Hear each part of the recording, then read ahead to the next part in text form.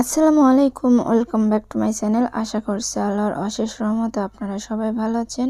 আমি এবং আমার ফ্যামিলির সবাই আলহামদুলিল্লাহ ভালো আছি। তো কয়েকদিন পর আবার একটা ব্লগ ভিডিও নিয়ে আসছি। তো আজকের এই ভিডিওটি আমি কবুতরের গোশ বোনা করব, তো সেটাই আপনাদের সাথে শেয়ার করতে যাচ্ছি।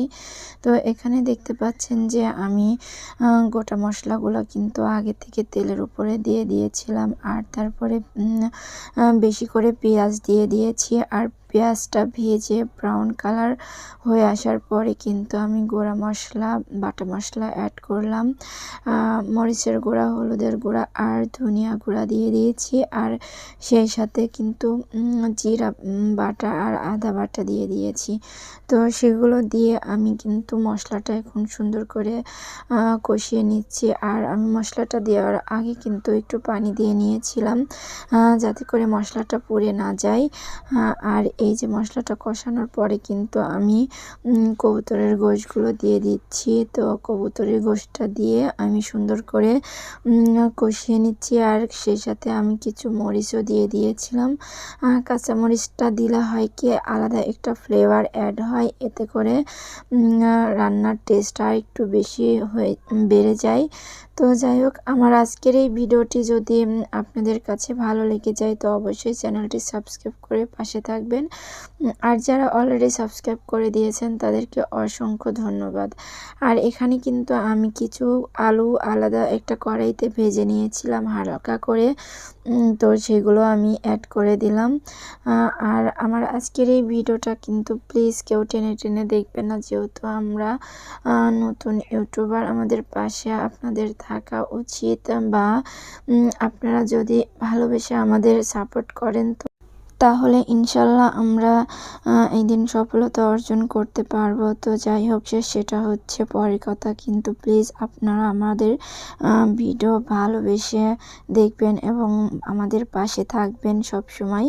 তো যাই হোক, এই যে আপনাদের সাথে কথা বলতে বলতে কিন্তু এখানে গোশটা কষিয়ে নেওয়া হয়ে আসছে প্রায়ই। আমি একটুখানি ঝোলের জন্য পানি অ্যাড করে দেব, তারপরে কিন্তু ফাইনাল লুকটা দেখতে পাবেন।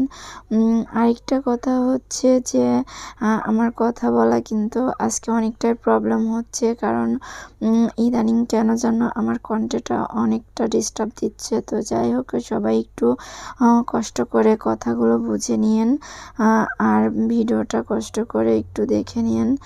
তো এই কবুতরের গোশ রান্নাটা কিন্তু অনেক মজা হয়েছিল, আর আমার হাজব্যান্ড কিন্তু অনেক বেশি পছন্দ করেছিল।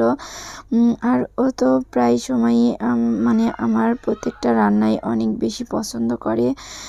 আর কারোর কাছে ভালো না লাগলেও কিন্তু ওর কাছে ভালো লাগে। হাজব্যান্ড যেহেতু, তো সে তো কখনো আমার রান্না অপছন্দ করতে পারে না। আর সে জানে আমি সবসময় কিন্তু রান্নাগুলো মনোযোগ দিয়েই করি, যাতে করে ওর ভালো লাগে। আর আমি নিজেও খারাপ খাবার খাইতে পারি না, এই জন্য কিন্তু আমার রান্না আমি সবসময় মনোযোগ দিয়েই করি।